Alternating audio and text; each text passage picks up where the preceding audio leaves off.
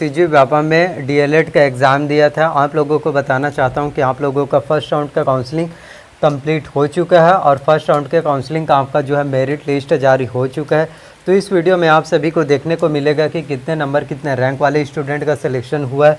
Cut off list आप लोग जो है किस तरह से देख सकते हैं। आपको मैं बताऊँगा कि कट ऑफ जो है डीएलएड का कितना गया है और कौन से स्टूडेंट का सिलेक्शन हुआ। आप लोग ये जान पाएंगे कि आपको कौन सा कॉलेज में सीट अलॉटमेंट हुआ है। जब आपको कॉलेज अलॉटमेंट हो गया है और उसके बाद आपको डीवीसी जो है किस तरह से करना होता है। डीवीसी मतलब डॉक्यूमेंट वेरिफिकेशन। आपके पास जो है सीट अलॉटमेंट के बाद एडमिशन के समय आपके पास कौन कौन से डॉक्यूमेंट्स इंपॉर्टेंट डॉक्यूमेंट्स होने चाहिए और कौन कौन से रूल्स होते हैं उनको आपको फॉलो करना है जिससे आपका सिलेक्शन हो जाए और आपके सिलेक्शन में कोई भी रुकावट उत्पन्न ना हो। तो इस वीडियो में आप लोगों को डीएलएड के बारे में, छत्तीसगढ़ में आप डीएलएड कर रहे हैं तो उसके बारे में आप लोगों को कम्प्लीटली हर एक जानकारी मिलेगा। एक भी जानकारी ऐसा नहीं होगा जिससे आप लोगों को डीएलएड के बारे में जानकारी ना हो।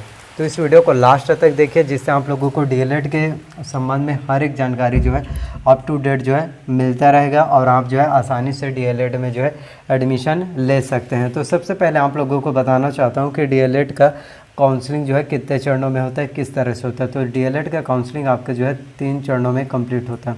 अभी आपका फर्स्ट राउंड का काउंसलिंग कंप्लीट हुआ है, फिर सेकंड राउंड का काउंसलिंग होगा, फिर थर्ड राउंड का काउंसलिंग होगा। और इसमें सबसे ज़्यादा मेन इंपॉर्टेंट डॉक्यूमेंट्स की अगर बात करें तो इसमें हमारा 10th का मार्कशीट होना चाहिए, 12th का मार्कशीट होना चाहिए और इसके साथ ही हमारा टीसी होना चाहिए, ट्रांसफ़र सर्टिफिकेट, टीसी प्रमाण पत्र होना चाहिए, माइग्रेशन सर्टिफिकेट होना चाहिए और चरित्र प्रमाण पत्र होना चाहिए और इसके साथ ही आपके पास जो है income tax certificate, income certificate होना चाहिए यानी कि आय प्रमाण पत्र होना चाहिए। और यदि आप SC ST OBC में आते हैं तो इसके साथ ही आपका निवास प्रमाण पत्र और आपका कास्ट सर्टिफिकेट, जाति प्रमाण पत्र, ये सभी इम्पोर्टेंट डॉक्यूमेंट्स आपके पास जो है होना कंपलसरी आपका जो है इम्पॉर्टेंट है। यदि आपके पास ये सभी डॉक्यूमेंट्स है और आपका पासपोर्ट साइज फ़ोटो और आधार कार्ड, अगर ये सभी डॉक्यूमेंट्स हैं तो आपको कोई भी परेशानी नहीं होगा। और इसके साथ ही एक चीज़ और जो सबसे ज़्यादा मेन इम्पॉर्टेंट रहता है वो रहता है आपका, बताना चाहता हूँ आप लोगों को, काउंसलिंग के समय जो आपको एक रजिस्ट्रेशन आईडी और पासवर्ड मिलता है। जी हाँ, काउंसलिंग के टाइम जब आप लोगों ने छत्तीसगढ़ में डीएलएड का काउंसलिंग किया उस समय आपके पास जो रजिस्ट्रेशन आईडी और पासवर्ड है, जो रजिस्ट्रेशन आईडी रहता है और पासवर्ड रहता है, कई वीडियोस पे मैंने आप लोगों को बताया था कि उस रजिस्ट्रेशन आईडी और पासवर्ड को एक जगह अच्छे से लिख कर आप जो है रख सकते हैं, ये आपके बहुत ज़्यादा काम आएगा। अगर यदि वो रजिस्ट्रेशन आईडी और पासवर्ड आपके पास हैं तो आपका काम आएगा, यदि नहीं है तो आपका एडमिशन में बहुत ज़्यादा प्रॉब्लम्स आपको फेस करना पड़ेगा। तो रजिस्ट्रेशन आईडी और पासवर्ड अपनी जगह सुरक्षित करके एक जगह नोट डाउन करके हम जो है रख लीजिए, बहुत ज़्यादा ज़रूरी है। अब बात करते हैं आपके कि किस तरह से आप जो है छत्तीसगढ़ में डीएलएड का मेरिट लिस्ट चेक कर सकते हैं, कट ऑफ लिस्ट कितना गया है और सेकंड राउंड के काउंसलिंग जो है कब होगा, किस तरह से आपको उसके लिए काउंसलिंग करना है। तो आगे मैं आपको सभी जानकारी बताता हूँ। द्वितीय चरण की काउंसलिंग की प्रक्रिया की बात करें तो डीएलएड की बात करें तो इसके लिए आपका जो है सेकंड राउंड का काउंसलिंग आपका 12 सितंबर से आपका स्टार्ट होगा। जी हाँ, आपका 12 सितंबर से जो है सेकंड राउंड का काउंसलिंग स्टार्ट होगा ये, और वो चलेगा आपका 15 सितंबर तक। उसके बाद द्वितीय चरण की प्रथम सूची दावा आपत्ति के लिए जारी करने एवं दावा आपत्ति वो रहेगा आपका 20 सितंबर से लेकर 21 सितंबर। और जो द्वितीय चरण सेकेंड राउंड के जो प्रथम लिस्ट जारी होगा वो होगा आपका जो है 23 सितंबर को।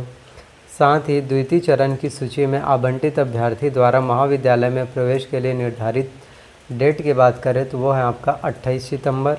और रिक्त सीटों की जानकारी ये आपको जानकारी मिलेगा 4 अक्टूबर को। वहीं द्वितीय चरण की द्वितीय सूची यानी सेकेंड राउंड का सेकेंड आपका जो है 7 अक्टूबर को पता चलेगा। सेकेंड चरण द्वितीय चरण की दूसरी सूची में आवंटित अभ्यर्थी द्वारा महाविद्यालय में प्रवेश लेने की निर्धारित तिथि आपका जो है 12 अक्टूबर है। फिर रिक्त सीटों की जानकारी आपको 13 अक्टूबर को दे दिया जाएगा। वहीं थर्ड चरण की बात करें, थर्ड राउंड की, तो अंतिम चरण हेतु पंजीयन एवं ऑनलाइन विकल्प फॉर्म करने की तिथि ये आपका जो है 19 अक्टूबर से लेकर 22 अक्टूबर तक होगा। फिर तृतीय चरण की सूची आपका जो है 28 अक्टूबर को जारी होगा। जारी सूची के अभ्यर्थियों द्वारा महाविद्यालय में आवेदन प्रस्तुत करना, ये आपका 1 नवंबर को होगा। फिर महाविद्यालय द्वारा मेरिट सूची जारी करना, ये 2 नवंबर को। फिर महाविद्यालय में जारी सूची से प्रवेश प्रक्रिया 2 नवंबर से लेकर 7 नवंबर तक होगा। फिर महाविद्यालय द्वारा प्रवेश को ऑनलाइन अपडेट करना, यह आपका होगा 9 नवंबर से लेकर 10 नवंबर तक। तो इस तरह से आपका जो है पूरा छत्तीसगढ़ में आपका डीएलएड का काउंसलिंग जो है कंप्लीट होगा और इसी तरह से आपको भी काउंसलिंग करना है। तो फर्स्ट चरण का आपका जो है लिस्ट जो है जारी हो चुका है, आप जो है देख सकते हैं।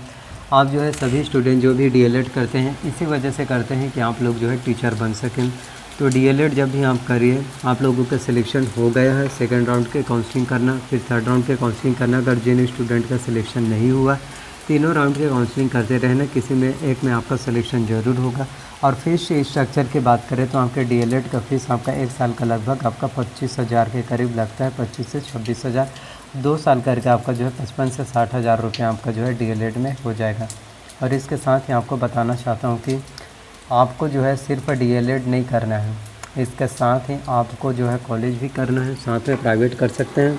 और इसके साथ ही आपको टेट एग्ज़ाम्स की भी प्रिपरेशन करना है। टेट एग्ज़ाम्स के लिए बहुत ज़्यादा इंपॉर्टेंट होता है, क्योंकि बिना टेट एग्ज़ाम्स क्वालिफाई किए आप जो है छत्तीसगढ़ में टीचर नहीं बन पाएंगे। तो टेट एग्ज़ाम्स आपका जो है कंपलसरी है, क्वालिफाई होना चाहिए। टेट का मतलब होता है टीचर एलिजिबिलिटी टेस्ट। टेस्ट बहुत ही ज़्यादा कंपलसरी है, तो टेट एग्ज़ाम्स की प्रिपरेशन ज़रूर कीजिए ताकि आप लोगों का सिलेक्शन हो जाए। तो जो स्टूडेंट जिनका यदि फर्स्ट राउंड के काउंसलिंग में मेरिट लिस्ट में नाम आता है तो आप सभी स्टूडेंट के लिए एडवांस में कांग्रेचुलेशन। और जिन स्टूडेंट का सिलेक्शन नहीं हुआ वो सेकंड राउंड के काउंसलिंग कर सकते हैं और थर्ड राउंड के काउंसलिंग कर सकते हैं। और अगर आप लोगों को कोई भी छोटी बड़ी अपडेट अगर जानना है और अगर आप लोगों का कोई भी डाउट्स है, आप मुझसे कुछ भी चीज़ क्वेश्चन पूछना चाहते हैं तो आप जो है कमेंट कर सकते हैं और आप सभी के कमेंट का मैं रिप्लाई ज़रूर करूँगा। तो प्लीज़ जितना हो सके आप जो है कमेंट कीजिए और आप सभी के कमेंट का मैं रिप्लाई अवश्य करूँगा।